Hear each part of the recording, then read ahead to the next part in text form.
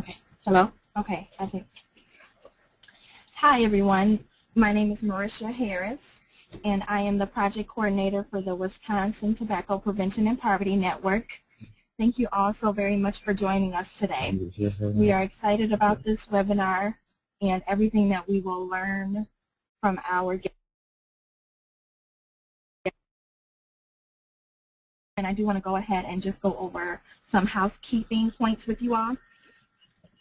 You should all see a box either to your right or left. If you do not want that box on your screen, you can click the orange arrow near the top of the box, and that will kind of move it to the side of your screen. Also, within that box, you should have an icon where you can raise your hand if you have a question or a comment. You can also send questions and or chat messages to either individuals or to the entire group.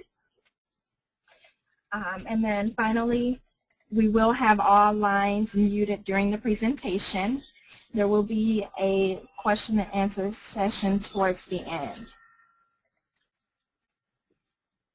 If you have any logistical questions, please feel free to send those through the question box, and that way we can respond to them. So again, I just want to welcome you to the presentation today. We have professionals from across the state of Wisconsin as well as the nation on board with us today. We are thrilled to have each and every one of you, and we hope that you walk away from the webinar with a greater understanding of outreach strategies that you can implement within your communities. Before we begin, I just want to give you an overview of what will take place today. We just did the welcome, and then we will do some updates in terms of what's going on in the state of Wisconsin within the Tobacco Prevention and Control Program, as well as within the Wisconsin Tobacco Prevention and Poverty Network. Then we will have our wonderful special guest do a presentation for us regarding outreach strategies, and then we'll wrap up with some announcements. With that being said, I would like to introduce you to Lorraine Lathan, who is the director of the Wisconsin African American Tobacco Prevention Network, and she has been asked by the state to do the updates. So, Lorraine, I'm going to give it over to you now. Thank you, and thank you all for joining us today. I am going to provide a brief update on behalf of Marva Jefferson, who is the Health Disparities Coordinator. I'd like to start with the good news. It's always good to start with good news. So beginning with the good news, the state has received a $23.5 million grant from the CDC to focus on obesity and tobacco prevention over the next 5 years, which means about 10 different organizations throughout the state will receive funding to do some very important work to help keep our residents healthy here in the state. So that's one award that has been made. An additional award that was made was an award in the amount of $9.2 million over a 5-year period called Striving to Quit. And that particular award allows a number of organizations, mainly the First Breath program as well as our Wisconsin State Tobacco Quit line, to focus on helping pregnant women and recipients of Badger Care Plus to reduce the use of tobacco. So to really focus on high-risk pregnant women who are smoking and providing them with services to prevent them or help them to quit smoking. A few other announcements that were made, and actually related to that, the First Breath program is currently recruiting for 2 health educators, and the state, our State Tobacco Prevention Control Program, is currently recruiting for a policy coordinator as well. So you should have received emails on that. If not, you will be receiving email alerts regarding those 2 positions or 3 positions. And the Salvation Army through the Wisconsin Tobacco, the Wisconsin Tobacco Prevention and Poverty Network has launched its FACT group in Green Bay. A small grant was awarded to implement a FACT group in Green Bay, Wisconsin. And FACT, again, is fighting against corporate tobacco, working with a teen population and helping, again, that network to reach its objectives for 2011. And moving right along, a number of networks here in the state have submitted to present at the upcoming Break Free Alliance annual conference that's being held in New Orleans. We're waiting to hear back. The state is currently recruiting youth to serve on its FACT group, its statewide youth advisory board group of FACT, and also a combination of FACT members will be presenting a workshop on guerrilla marketing. And then finally, the African American Tobacco Prevention Network, along with the Milwaukee Tobacco Free Alliance, recently completed compliance checks. And if you will recall, the compliance checks are conducted in collaboration with the Milwaukee Police Department and with community residents. And the aim of that partnership is to help reduce youth access to tobacco products. So compliance checks were conducted, and fortunately there has been an increase in certain districts in terms of youth being able to access tobacco products. And those are the updates for the moment.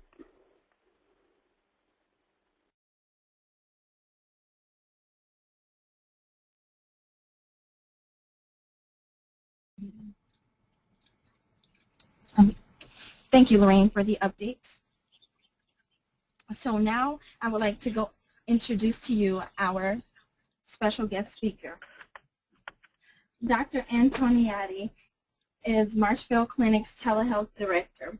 She started her position there in 1997 after 20 years of experience in hospital-based health care. She has received attention for her pioneering efforts in the development of telehealth.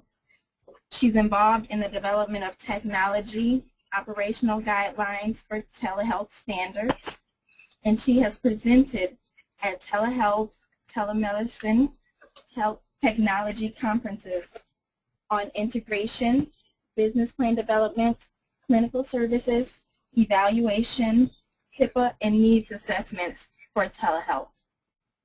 She is also the chair of the American Telemedicine Association Standards and Guidelines Committee. She also previously chaired the ATA Policy Committee, and she's a current member. She's a past board member of the American Telemedicine Association and is past vice president of the board of the Center for Telemedicine Law out of Washington, D.C. In 2007, Dr. Antoniadi received the American Telemedicine Association's President's Award for Individual Achievement in the Advancement of Telemedicine Worldwide. She has been instrumental in helping programs initiate and become sustainable in their telemedicine applications. And in 2009, she was one of only 10 people in the entire world inducted into the American Telemedicine Association's College of Fellows for her contributions to ATA in the world of telemedicine.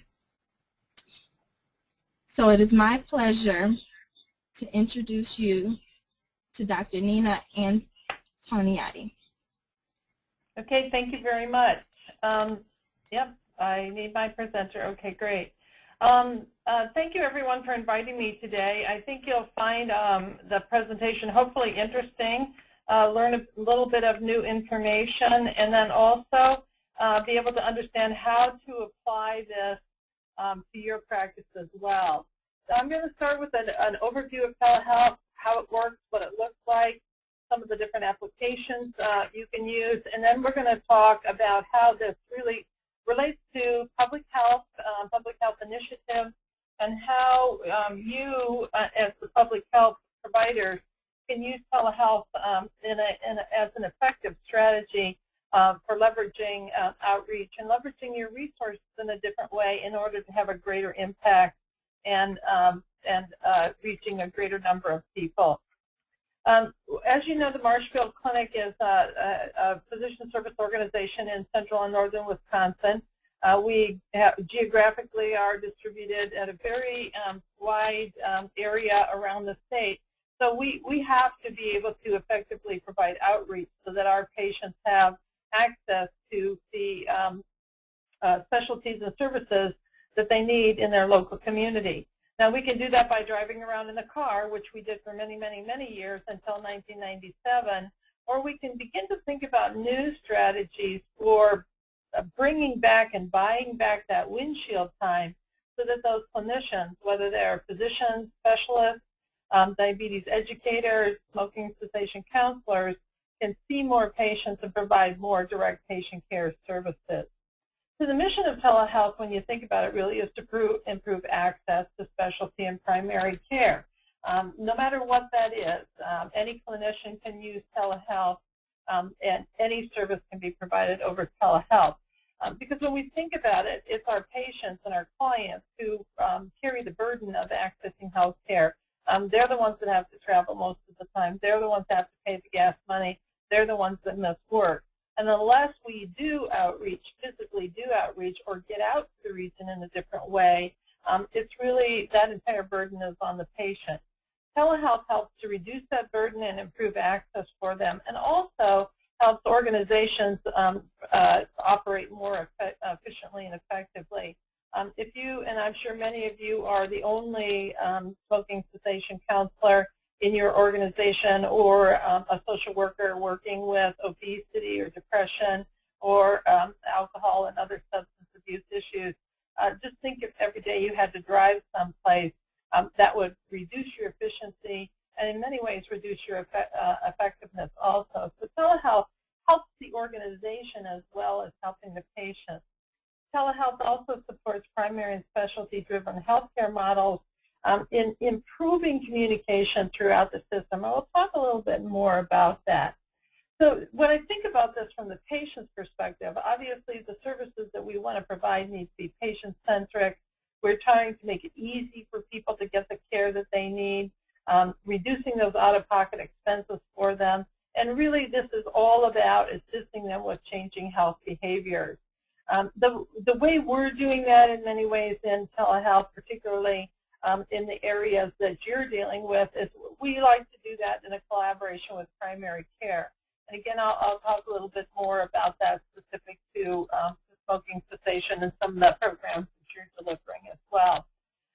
Telehealth simply, in today's healthcare world, is a tool for improving access and attaining our quality metrics.